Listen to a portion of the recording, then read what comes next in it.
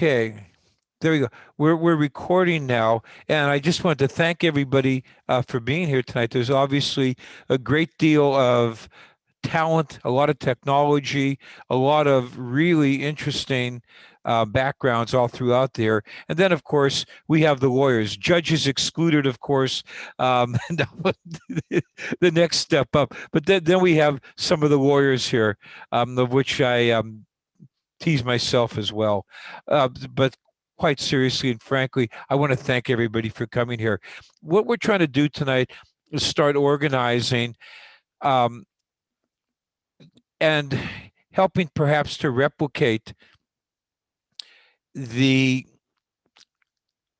economic development process that we started in Soldotna and that is done through Don Albrecht's Western Rural Development Consortium, which is funded primarily by the U.S. Department of Agriculture and has pioneered a highly data-rich process to help rural communities target their economic development efforts. In the process, what we end up with is, and if I might summarize it, correct me, as I'm sure I'll make many errors, but I would summarize it from a participant's perspective as bringing the community together, surveying the community to ascertain um, the preferences of the community for the kind of community that they want and the kind of economic development that they want, and then going forward from understanding what the community wants so that it's grassroots and organic rather than imposed, and then going forward to identify underutilized resources of the community, which could be something as tangible as an interstate highway or an international airport going by, to something as intangible as the mystique of Alaska across American and world culture. The mystique of the wild places of Alaska, everything in between, the concrete on the one side and the intangible mystique, if you will, on the other, and everything in between. It turns out that there are a lot of things which we could potentially utilize better. And then in the process, so having identified that through some random surveys, in the process, then what happens is, we got together, I should say, we discussed, we came up with ideas, we brainstormed. Think of it as crowdsourcing. And when you start getting a group like this together, the crowdsourcing and the knowledge and the experience can be pretty intense and I think extremely rewarding. All of that basically ends up into a series of questionnaires and data that go to Dawn's operation. And the beauty, Dawn, of being a full professor is you can tell the grad students to go and do all the data input. um, Right. so basically, the grad students do the data input, and then a long-term developed database starts matching community preferences, industrial needs or other business sorts of needs with available resources, particularly underutilized resources. And then your intermediate product would be a series of charts showing the fit between the community's available resources and potential resources, the community's preference, and then giving a series of targeted general areas where you might develop, which then starts coming out with more community discussions where people can get together and, as I mentioned, can start brainstorming and coming up with very specific, locally specific ideas for business and economic development. I think one of the reasons that I felt it's so important, twofold. One, we know that Alaska has been in a pretty rough recession between 2015 when the oil prices tanked and 2019 when we were just barely starting to come out of it when COVID hit. And we are now down, according to state economists, 7.7% from our already bad recessionary employment levels. So, the expectation at this time, as if things just progress in their normal recovery state, it will take 3 to 4 years, according to Neil Fried and Karina Walther, our state economists, to recover Alaska's employment just to the 2019 recessionary levels, assuming everything goes well from now forward, which it's hard to say. So it's pretty clear we have objectively a significant issue. Long term, Alaska's been having a fair bit of outmigration. The state is losing population, which is usually or almost always a sign of both economic and a consequent social stress. At that point as well, we know that um, our primary state economy and our budget processes are driven by oil at this point. The price of oil is becoming less certain and lower due to continued technological improvements, along with a general shift toward other ways of energizing the planet, whether it's electrical cars, natural gas generation, or the like. So, we have a lot of challenges. We ideally are getting into this early enough. We still have a lot of resources. We're not in dire straits, but this is a good time to start diversifying, from my perspective, diversifying our economy, diversifying our societies to help them become more resilient. One of the problems, of course, when you have economic stress is social stress, which manifests itself in a variety of ways, particularly cultural and political instability, outmigration, and what I believe, Professor Albrecht, in your book you called diseases of despair, which are things like depression, suicide, drug addiction, and the like. So we're trying to take an aim at that. What we would like to do now is help, having one club go through with this project, having my club, in fact, having several retired city managers and other people who have been involved with economic development be on tap for consultation if people would like to. And then we're honored, in fact, with Professor Albrecht, who I might add, although he's currently in Utah, is a District 5010 Rotarian as a member of our E-Club. So, Don, you are our Rotarian, Don Albrecht, tonight, aside from being director of the center. We're really honored to have Don because multiple reasons. He's won national awards for the process we're talking about, helping and replicating in areas around the state. Secondly, he's the noted author of several books on rural development and can bring a wealth of expertise and experience, both from himself and from the other members of the Western Regional Development Consortium, along with all the data there in the computer systems. And then perhaps most welcome of all, Don, you bring money with you since you bring your own grants. Yeah. And from that, I'm done for the rest of the night. Call me if I don't. Okay. Well, thank you, Joe. Joe did a really good job of explaining it. And, basically, for a community that's interested in doing this, like Joe says, we come, we determine what the community wants to be. We call this desirability, where you want to be 5-10 years down the road. And we also consider compatibility, what is going to work. There's certain kinds of industries that are declining, and so they don't make a lot of sense. There's other industries that won't work unless you have certain infrastructure or in a certain part of the country, that type of thing. And so our model takes all of that into account. And like Joe says, in the end, we can come up with a list of industries that are both desirable to the residents and compatible with the industry. And we've done this in 50 plus communities throughout the West now.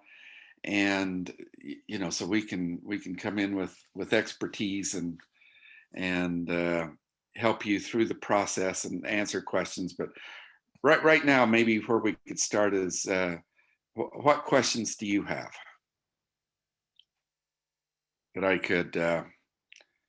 could answer. Well, I have a question, Don.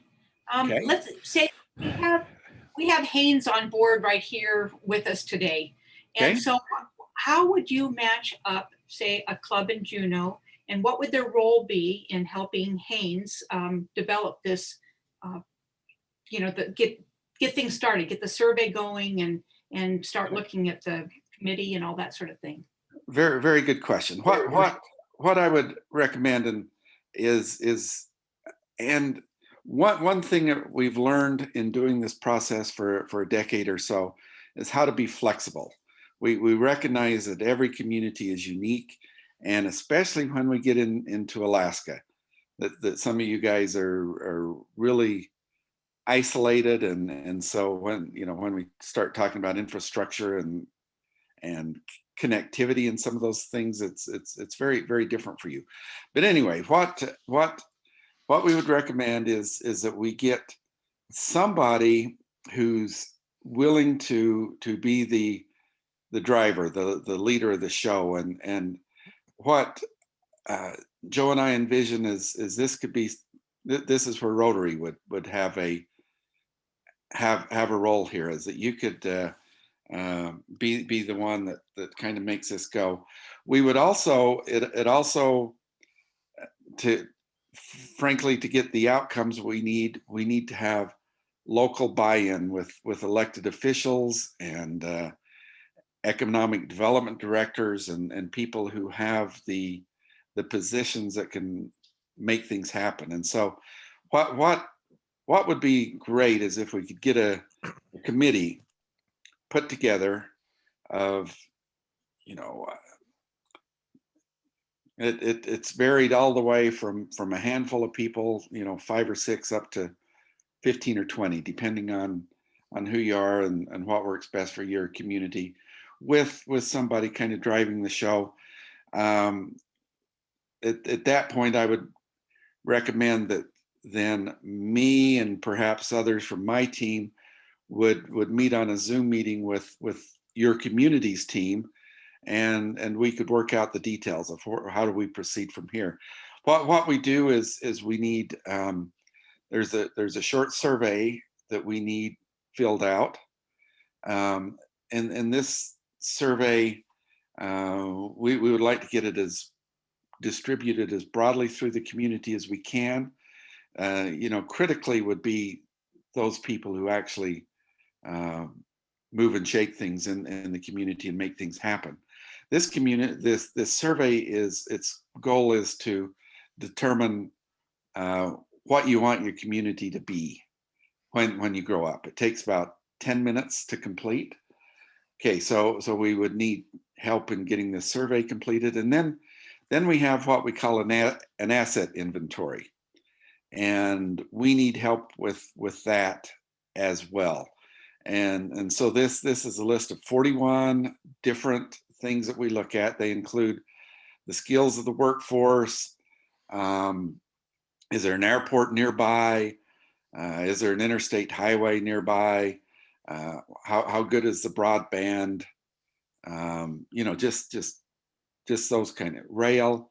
And again, this is where it becomes unique, I think, because there's a lot of places in Alaska where you're a long ways from an interstate highway. Other places not so much.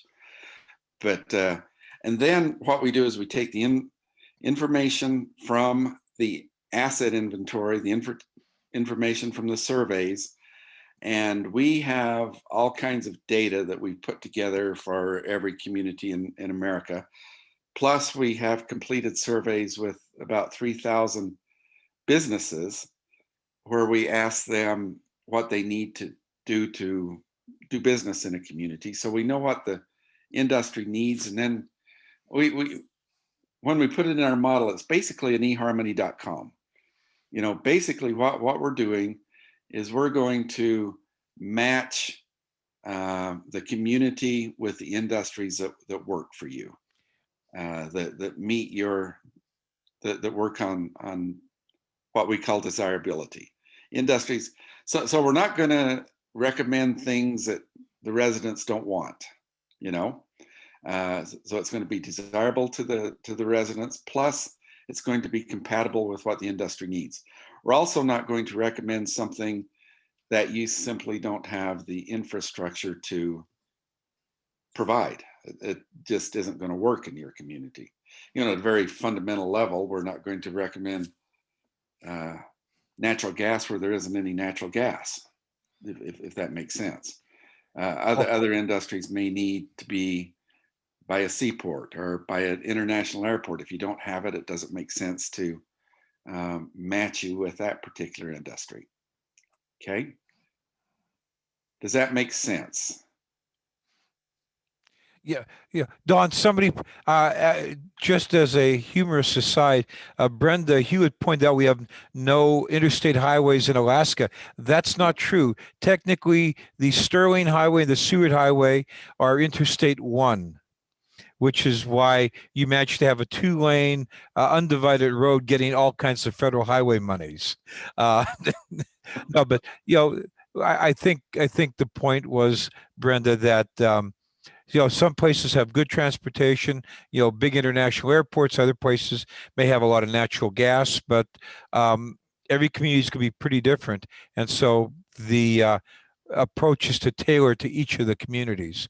For example, Don, I remember one time there was a serious discussion when big time fiber optics were going in of using the excess natural gas on the North Slope along with the cold air to basically run Google's server farms via fiber optics going down underwater. That was actually a pretty serious discussion for a while, and it Oh, made a great deal of sense because you could both run them and cool them, all at the same time by just leaving the doors open on the slope. yeah, yeah. I mean, but those are the kinds of things you don't think about until after the fact, but they can be awfully useful. Yeah. And anyhow, Let me, one other thing, you say that, and that brings up a really important point, I think, is that when we started developing this process in the first place, and like Joe says, I've learned to surround myself with bright, capable people, and that's I'm impressed by looking at who's joined us here on this call. But as a team, I found lots of bright, capable people around the West. Is we realized the economy is changing. The world is very different than it was even a couple of decades ago. And as I traveled through the rural West, what I found a lot of times is people were doing their best to try to rebuild what had worked for them back in 1960 or 1970 or 1980. And that's where, this model is right at the heart of it is recognition of which industries are going to work in the 21st century. And consequently, we're not going to send people chasing something that's on the way down and is soon going to be gone. And so I think that's really important to realize that what worked in 1974 may not work anymore, and people need to recognize that and think about it and have that in their decision making process as they go forth. One other thing, let me mention here, and Joe mentioned this as well. This is local driven. Um, you live in your community, you know who your people are, and you and your neighbors know what you want your community to be like in the future. It is not my job to come and tell the people of Haines what they ought to be doing in the future. I have a lot of experience, and I have the fancy computer model, and I can bring the data, um, which we can put on the table and then discuss. And I'm a firm believer in having the best information you can have in front of you when you make decisions. So, okay, other questions? Yeah, Cindy. Hi, Don. Great learning about this program. Is there a catch? I mean, is it really free for the community? Does the community need to provide a matching grant to USDA? Um, yeah, so that's an excellent question. Let me tell you how this works. Is so um, there there is there are 4 regional rural development centers. I am the director of the Western Center that we cover 13 Western states. I have a counterpart in each of the other 3 regions, and so between the 4 of us, we have all 50 states and actually the territories as well. We have funding from USDA through NIFA, the National Institute of Food and Agriculture. When they created this center, they said your job is to help communities with their economic development efforts. So they pay my salary, they pay for my staff. We do get other grants from other places, but yeah, that typically when we do this, uh, you know, it the what we ask the community to pay for is travel costs, but it's not costing me a thing to sit here and talk to you on Zoom. Well, and Don, the district is paying a lot of those incidentals. We have $7,000 set aside in excess Yeah, reserves to pay incidental costs such as travel and postage. yeah. And what I would, my dream is someday the pandemic's going to be over. And one of my favorite things in the entire world to do is go to Alaska. And so what I would really like to do is, get the communities that would be interested in doing this. We could get the process going. We could get the data collected. We could run the model. I could actually show you the results of the model. And then I would, in a perfect world, I would like to come to your community, meet you face to face if possible. And we could talk about what this means and talk about a strategic plan for moving forward. Specifically, what do you do to make things happen, if that makes sense. So, Cindy, did I answer your question? You did. Thank you. I mean, it's really amazing. I just had no idea that this resource was. Yeah, and so the thing is somebody else is paying my salary. I don't have to make a living doing this. I was hired. Um, I've got expertise in rural economic development, and I was hired to assist communities in the West to to make help them make wise decisions in their economic development efforts moving forward. Okay. Other questions? Yeah, this is Andre. Hi, I don't Andre. have so much a question. Can you hear me there? I can hear you well. Yes. Okay. I I mentioned there at the beginning of the meeting that I was curious about economic development versus community engagement. I have some background with community engagement, Hmm. and the process that you're describing is very similar. Hmm. With the community engagement effort, it starts with kind of a consensus workshop, and the purpose of that is there's a big question, and you determine what the big question is for your community, and you invite as many stakeholders. And I think it's really important that you have the right stakeholders there when you're having a conversation about going forward and such, because if the right people aren't there, you'll end up with something, but somebody's going to basically say, well, that's not what I want to do, or that's not what I think our community needs to do. The other thing is, taking stock is what's the community doing now, and uh, what's the big vision, and what's preventing them now from being that kind of a community. I've always thought of Rotary as being a humanitarian service organization, not an organization that takes the lead role in economic or community development. But we have a lot of Rotarians who are in those sectors that I think they're intelligent, well-educated people they've got good ideas. And I think inviting them to be a part of the conversation, that kind of satisfies that requirement of getting the right people at the table.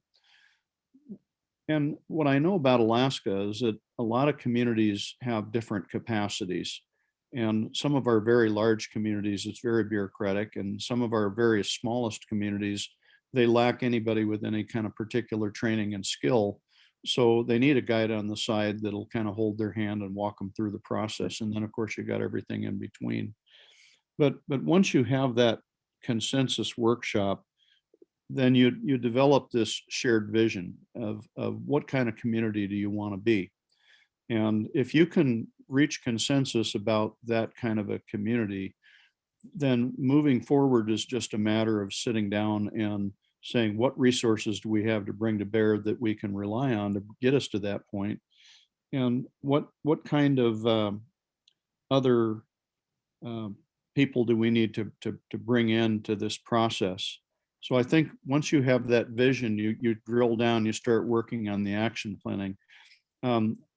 You've got a really unique job, and I compliment you because you've got so many tools and so much expertise and others that you have contact with. And I know that when it comes to developing a plan, what I like about your process is it involves a survey. And I think the survey, having it be data driven, informing you about, well, this is what our community is saying, this is what our leaders are saying. It's much easier to move that process forward than just having a conversation in a room, because you've got some hard data that you can extrapolate and share.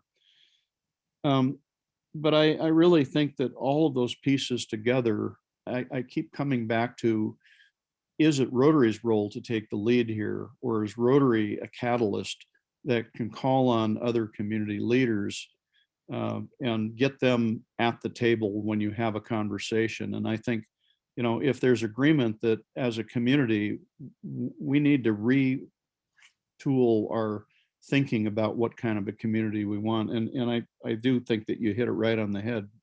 Communities are changing and the world is changing. And what we did 25, 30 years ago, trying to rebuild it, I think it makes better sense to just start with a conversation and reach consensus and build a vision, and take the resources you have and identify the ones you don't have. So that's my take on this.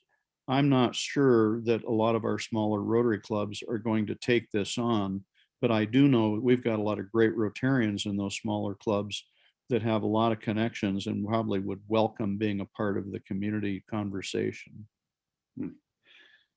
Thank you, and others may want to chime in here, but your first point, I think you're right on about community engagement and economic development. I learned decades ago that if this engagement doesn't occur, if the right people aren't talking, nothing's going to happen. And so, I view this as community engagement with the goal of economic development is kind of the target of what we're working at. And the role of Rotary, I think, and Joe, you probably want to chime in here too, but to me, it seems to me that, especially with the capacity of the people that we have on this call, people with lots of experience and lots of skills and lots of talents out there, and I think you could play the role of a catalyst. But again, I think you're absolutely right, Andre, is that we really need, and I mentioned this earlier, community buy-in. Elected officials, our city employees, or others who are in key positions to make things happen. And so I think we've got to build a partnership. For it to work, there's got to be a partnership built there. Third thing you mentioned, Andre, and I think this is another, communities vary in their capacity, and some small communities lack a lot of expertise and a lot of time, and the mayor has 3 other jobs and those kinds of things. And actually this process was built more with those communities in mind than it was with Anchorage and Seattle in mind. Anchorage and Seattle can take care of themselves for the most part. If you know, we've worked with larger communities and we can provide inputs, but they've got a lot of skill and talent there that can take this a step further, if that makes sense. I think, Andre, part of what we're doing here is bringing the information together to people, providing help and support to people if they want to do it. So if you want to call it, catalysis, if you want to call it facilitation, I suppose it depends upon the field one comes into. But I'll wager that very few people on this call before before this was brought forward with Rotary had even heard of this sort of thing, let alone the fact that it could provide smaller rural communities with essentially no cost expertise to start going and taking control of their own destinies, if you will, in the way they want to. So like I say, however you want to phrase it, Rotaries, we're trying to take the lead to go and bring that information to the fore, to help people make it work if they want to, and to bring in the expertise of individual Rotarians to help our neighbors across the state. I agree with that. Many of which, of course, are Alaska Native communities where Rotary really should be more heavily engaged, in my opinion. In any event, I think we are not as engaged as we might otherwise be. Okay, thank you. Other questions, thoughts, ideas?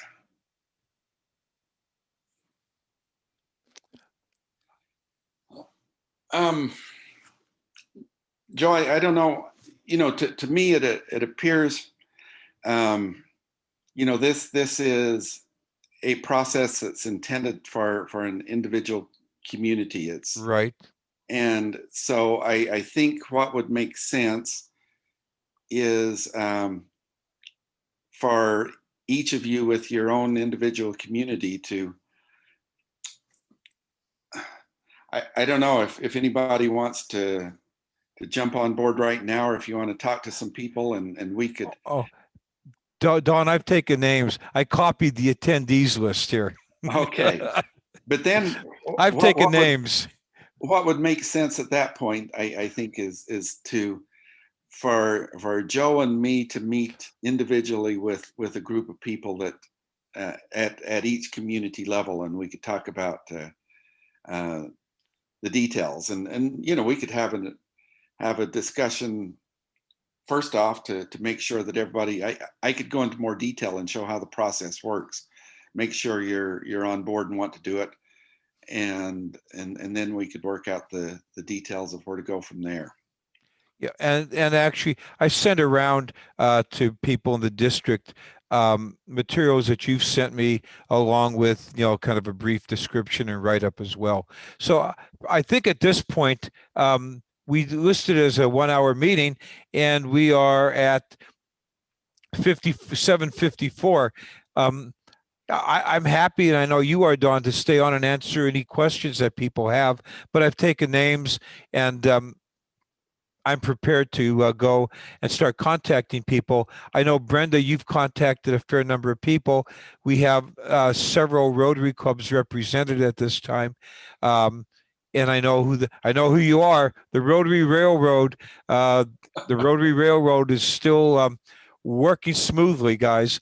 Now we'll just kind of go from there and see what we can do to start, identifying appropriate communities, and then organizing groups to go from there. We do have a number of past Rotarian, like I say, city managers, people who've been on economic development boards in state,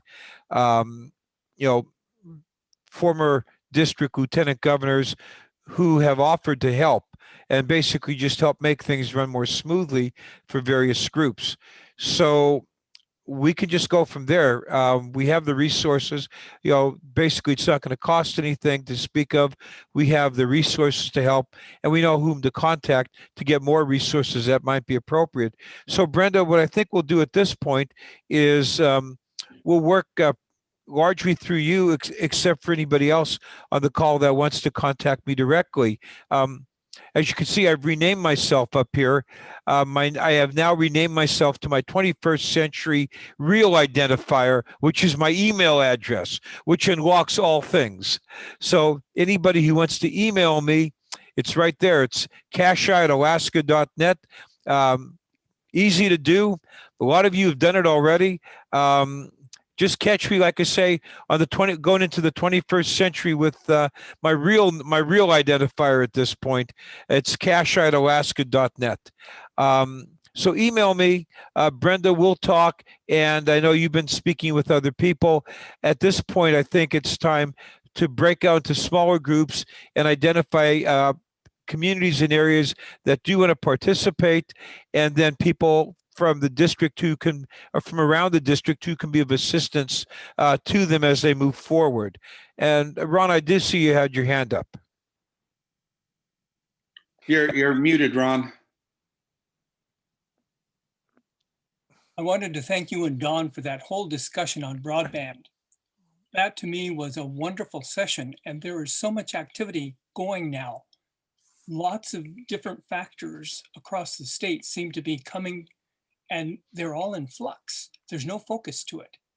And I just think that the groups through Rotary could provide a little bit more focus maybe to how that issue is going to play out within the state. There are so many players, and yet there's no major plan. Yep. And I just think the fact that Rotary maybe would take a stand in saying that there needs to be something in terms of the planning effort for the entire state, because we're all going to benefit from it.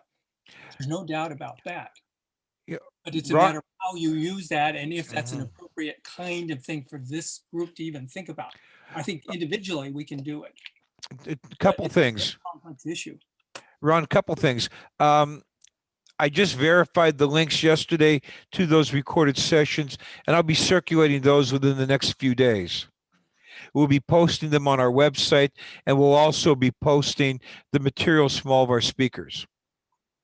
So we already have that. I've already have that identified. We have the materials pulled together. They'll all be posted on the website. We'll probably go and wrap up our discussions from last fall in a report that will be, kind of drafted and circulated for people and their comments. And I have been in discussions with the Denali Commission, which has been working, which has, as you know, Mr. O'Brien, who's handling the broadband part, and with the proposed infrastructure, development. At this point, there'll be more money out there pretty soon for that. So I think it'd be very appropriate to bring the Denali Commission into the discussions now for the various groups that are going to participate from around the state in the process. As you point out, that's a critical part of 21st century infrastructure. We do know the people at Denali, we've been talking to them, and they do have grant money to help around the state. Teresa, okay. Teresa asked a question in the chat. Are there communities that have been successful? Yeah, and if we want to chat, I can tell you lots of stories. Actually, Brenda got my email. She said she's going to send me some information through email. Okay. So where's your email? I gave it to Brenda. Okay. Well, let me put my email in the chat that if anybody wants to have any questions, okay? And Michael, you had your hand up, I saw. Yeah, hi. I have really mixed emotions. There's a large part of me that's responding to Andre's comment that, the human part of it and serving others in not through economic things, but other things. And yet then Ron brings up, broadband, and I know up here in Utqiagvik that that's a huge issue that actually affects the entire community. Although many of us, including myself, are on a cable. But I just, it's a club as small as ours and so on, I don't see us playing an important role given our location and so on, but we'll see. But the other thing, Don, I've been hung up a little bit about the image of cooling off the servers by leaving the door open over in Prudhoe Bay. Well, if you leave the door That was open, the plan. you're going to have white, furry, large mammals coming in and checking it out. Or getting warm. So, Yeah. Michael, where are you? Utqiagvik, the farthest north town. Barrow, they used to call it.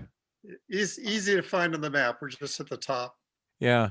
Okay. I used to brag to other district governors that we had the farthest north Rotary Club in the world, because I looked all over the northern tier, Norway, Scandinavia, Russia, Canada, and Utqiagvik, formerly Barrow, was the farthest north club in the world. And then I ran into the district governor from Norway, and he said, "Oh, I have one in Spitsbergen, which is like 10 degrees farther to the pole than you are, Mike."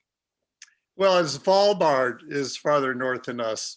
Yeah, that's right. our- Well, Spitsbergen is now Svalbard, right? Yeah. We should call it yeah. Spitsbergen. So, My- so They're definitely farther north than us. Yeah, by like 10 degrees. I'm gonna make one other comment though. Mike, as you well know, since you're involved, this district has had issues in terms of dealing with FASD issues, fetal alcohol spectrum disorder. DGE Cheryl wants to look at suicide issues and a number of other factors. A lot of those factors happen because people have no hope. And one of the reasons they have no, at least in part, and what we're trying to do in part is help facilitate dealing with those basically help facilitate dealing with the circumstances that result in a lack of hope. Think of it as trying to look to root causes in a cost-effective way rather than trying to deal with the consequences later on. I guess that's how I see it. So should Rotary be dealing with root causes of real problems in Alaska? My comment is, hell yes, at least as much as we're dealing with bringing water to places in Africa or other things like that. I think we need to look in our own state, because we have a lot of areas of where we can substantially help with expertise, enthusiasm, or just bringing in the right kind of connections. So yes, yes, we are trying to help internationally, but I see us as having at least as much need in parts of our own state, and we're here. They're our neighbors. So I guess that's my take. Tom. Thank you for bringing up FASD. That's my primary. I'm spending an awful lot of time on that particular issue. I know. That's why I brought it up, Mike. Like I said, but what we're really trying to do is deal with the underlying causes, at least in part, rather than just treating the symptoms. Tom, you're muted though. The Rotary Club would like to grab the Utqiagvik Club in conjunction to work with this project that you're proposing. We already have a number of members here who used to be in Barrow, myself and my wife, and we also had a Coats for Kids program going with them, but we'd like to work with that. And also being an obstetrician, I'd love to work with the FAS. Prevention is everything. Well, let me make a note, and I will put you guys in contact with each other. Now, however, it does raise an existential question. Can a retired judge, former trial lawyer, and an obstetrician, can you guys actually coexist peacefully or not? This is Rotary, guys, remember. I've never been sued. I've never done a malpractice claim. I Yeah. take that back. I did one legal malpractice claim on somebody one time, but that was it. Well, the other And thing we have to coordinate with is that my daughter was one of the presidents up at the Rotary Club in Barrow, and she's now down in Golden, Colorado, with her fiance, who is also up there working for the college. And there's a possibility that we can get some of the Rotary clubs from the Colorado area working up with the Utah. Oh, you know, I'm going to make a comment that my sense is that Utqiagvik is the North Slope Borough, Arctic Slope Borough, is probably doing pretty darn well in terms of funding their stuff there. But what I was hoping we could do is like help some of the other areas that are in that general, you know, that are basically not quite so well heeled as North Slope Borough at this point. Well, the Utqiagvik is the hub area for a lot of villages that are outlying and very remotely so. And, you know, whatever help we can get would be always appreciated. I made notes. Trust me, I'll email people. As you guys well know, I definitely email people. Does anybody else?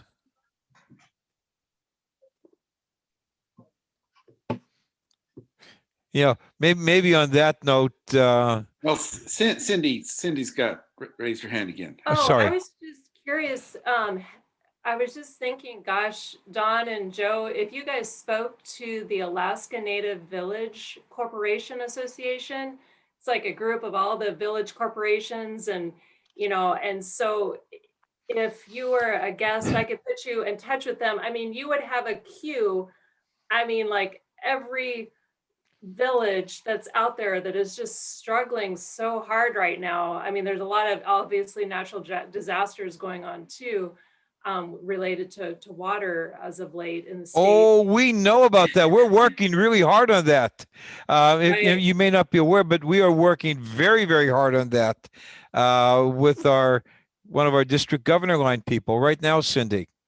Wonderful. Yeah, but yeah, I'm just thinking, goodness, if you were a guest speaker at one of their luncheons, I mean, you would probably have, I mean, I kid you not, probably 200 villages. Please eHarmony me and your, you know, and make it happen for, you know, with the analysis, because everyone just recognizes they do need to change, which is just a huge theme, and just kind of letting go of the past, but preserving the past. It's so important for the elders. Yeah. But just trying to change is really hard. Cindy. Yes. Okay, here's a short answer. We have wanted to outreach with the Alaska Native community very much so, and it's been a priority this year. But, you know, we don't want to be overwhelming and pushy about the whole thing, but we want to be respectful. Were you to go and arrange for an invitation for Dawn and myself, and if we were contacted and invited, that would be delightful. We would be glad. But we have been working for a while to go and just make a better outreach with people in the Alaska Native community. They're one of our biggest populations in the state, and we seem to miss them a lot. We just haven't wanted to be disrespectful, pushy, and know-it-all. So if you can arrange an invitation, I'm sure it would work just fine. And we probably want to get Brenda in there too, most likely, Brenda Hewitt. Roger that. Thank you. Sounds great to me. So I'll look forward to hearing from you with an invitation. Are they meeting by Zoom? Yes. Great. I mean, that would be easy. Exactly.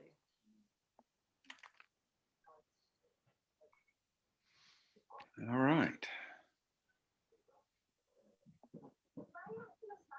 Well, this has been great, everyone. It's been a pleasure meeting all of you, and I look forward to further discussions and further interaction.